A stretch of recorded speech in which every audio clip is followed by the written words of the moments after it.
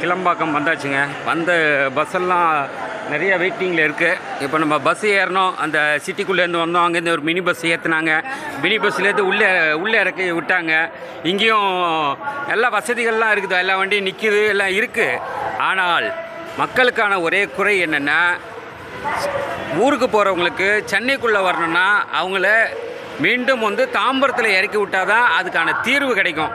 அது நம்ம நிறைய பேர் மக்கள் ஏன் குறை சொல்கிறாங்க, இங்கே பஸ் இல்லை அது இல்லைன்னாங்கன்னா, ஊருக்கு போனாங்கன்னா அவங்க சிட்டிக்குள்ளே வரணும். அப்போ தாம்பரத்தில் இறக்கி விட்டால் அவங்க வேலையை பார்ப்பாங்க. நீங்கள் இங்கேயே இறக்குனா அவங்களால கண்டிப்பாக அது முடியாது, கஷ்டம். அது கிளம்பாக்கம் வந்துட்டோம். ஏகப்பட்ட பஸ்ஸு எல்லாம் கரெக்டாக ப்ரொசீஜராக தான் இருக்குது. ஒன்றும் ஒரு குறையெல்லாம் கிடையாது, கரெக்டாக தான் இருக்குது. ஆனால் எல்லாருக்கும் சீக்வன்ஸாக போட்டு தான் நல்லா வச்சுருக்காங்க. நேற்று கூட அமைச்சர் வருகை தந்து என்ன ஒன்றும் குறையெல்லாம் இல்லை, மக்கள் நல்ல தேவையான வசதிகள்லாம் பண்ணியிருக்கோம் அப்படின்னு சொல்கிறாங்க.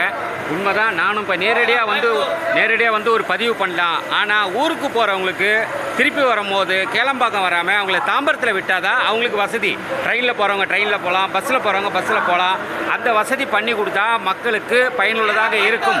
மக்கள் குறை சொல்கிறாங்கன்னா, சிட்டிக்குள்ளே வரும்போது கிட்டத்தட்ட 2 hours ஆகுது. நம்ம இங்கே கீழம்பாக்கத்தில் இறங்கி விடிய காலையில் 4 மணிக்கு இறங்கி நம்ம சிட்டிக்குள்ளே போனோன்னா 4 மணி 2 ஹவர்ஸ்க்கு மேலே ஆகும். அதுக்கு அதே பஸ்ஸு நம்ம தாம்பரத்தில் எல்லோரையும் இறக்கி விட்டாச்சுன்னா ரொம்ப சேஃபாக இருக்கும். ரெண்டாவது ட்ரெயினில் போவான், பஸ்ஸில் போவாங்க. அதுக்கான வசதிகள் இருக்கும். அது மக்கள் அந்த ஒரு குறையை தான் சொல்கிறாங்களே தவிர, அந்த ஒரு குறையை போக்குவரத்து துறை அமைச்சராக இருக்கட்டும், இல்லை போக்குவரத்து துறை அதிகாரிகளாக இருக்கட்டும், பொதுப்பணித்துறையாக இருக்கட்டும், கண்டிப்பாக அது செய்வீங்கன்னு நம்புகிறோம். வணக்கம். அரசியல் மலர் ரிப்போர்ட்டர் காந்தி.